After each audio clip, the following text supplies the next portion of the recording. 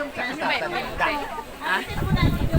Mag-fair nga tayo para may paso mo sa akin yung Ilalagay po dun sa may putas na may mga putas na po dyan. Saka po natin nilagay para po abunan at para po maganda. walang signal dito. Lang po. Doon na mamaya wala lang tayo.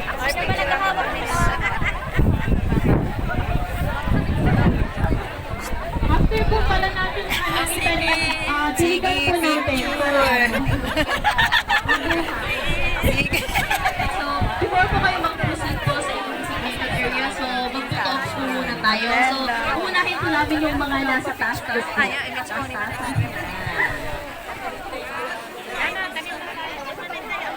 Okay, magtatanim na tayo. Mauna po sa